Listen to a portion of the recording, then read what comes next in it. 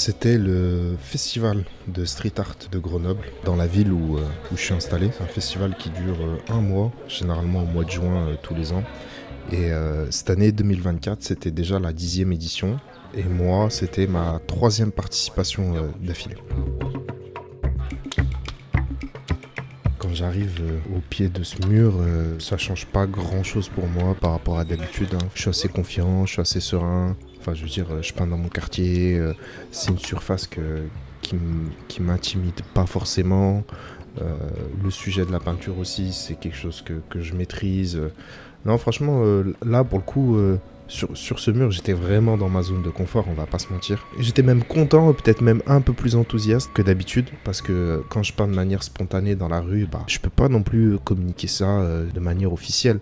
Donc les gens voient souvent mes peintures dans le quartier, ils me le notifient quand ils envoient des nouvelles, mais ils sont pas forcément là quand je les fais. Et là, vu que c'est fait dans un cadre officiel, dans l'endroit où j'ai déjà l'habitude de peindre, le public grenoblois peut venir me saluer, me rencontrer beaucoup plus facilement que d'habitude. Donc je m'attendais à avoir pas mal de visites. D'ailleurs, je me suis laissé quelques jours de travail en plus de marge parce que je savais que j'allais être pas mal interrompu. L'ambiance était limite conviviale, on va dire.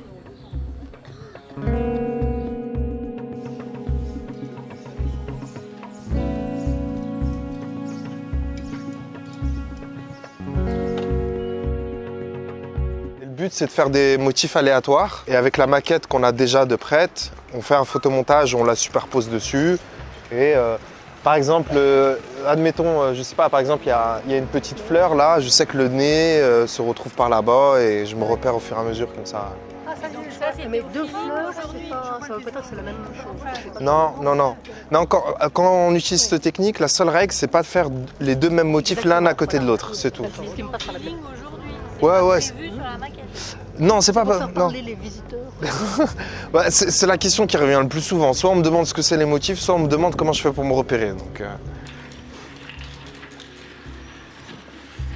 Grenoble, c'est pas une énorme ville. C'est une des métropoles françaises, mais c'est pas non plus une énorme ville. Donc forcément, dans la scène artistique, tout le monde se croise, tout le monde se connaît de près ou de loin.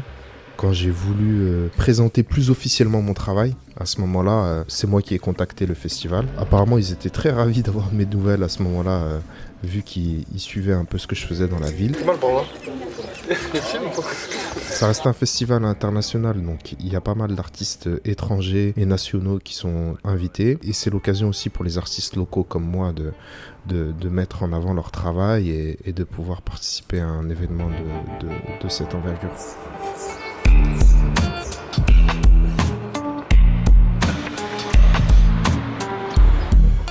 J'ai passé 2 ans où j'étais au chômage, j'étais à temps plein sur mon activité, mais au bout des 2 ans, je savais pas comment j'allais faire.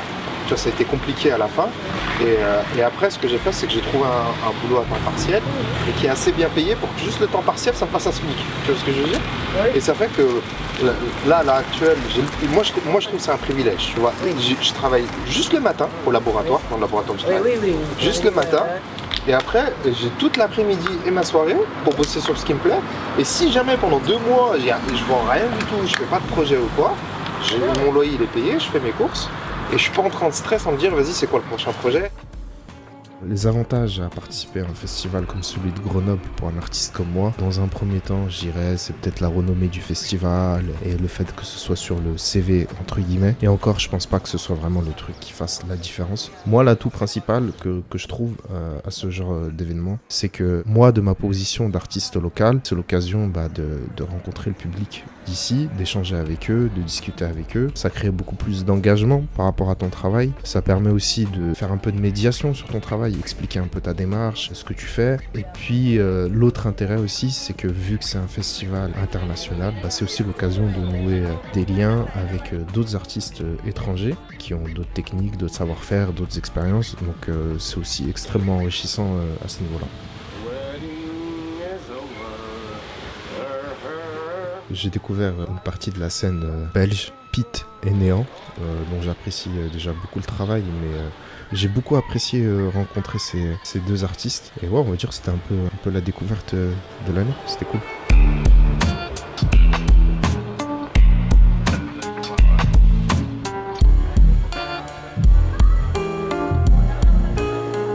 c'est toujours un plaisir de revoir l'équipe du festival. Forcément, au bout de 3 ans de participation, tu retrouves un peu les mêmes gens du staff, les bénévoles aussi quand même. Ce festival, sa particularité, c'est qu'ils ont énormément de bénévoles, je crois entre 100 et 150.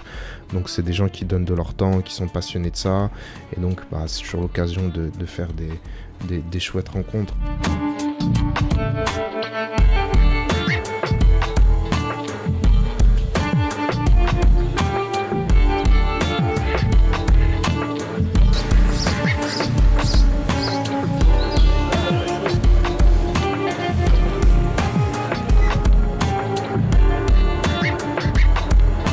Sur cette peinture, c'est peut-être pour le coup le premier grand format où je mélange des techniques acryliques avec le pinceau et au spray. Moi je viens du graffiti à la base, donc mon outil de prédilection à la base c'est surtout le spray.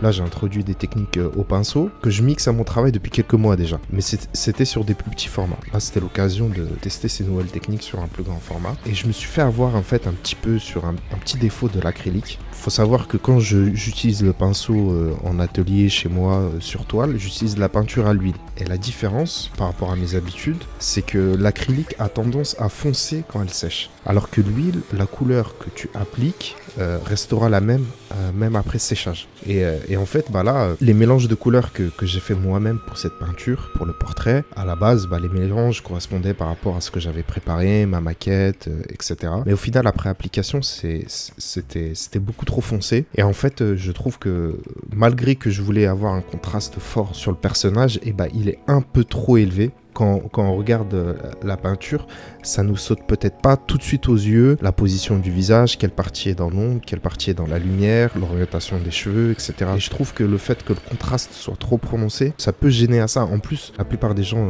vont voir peut-être la peinture à travers des photos et du coup, des fois, l'éclairage, il est pas en la faveur de la peinture, alors que quand on l'a sous les yeux devant nous, c'est peut-être un peu moins gênant. Donc si je devais retenir un truc à améliorer pour la prochaine peinture, c'est faire attention au fait que l'acrylique, ça fonce quand ça sèche.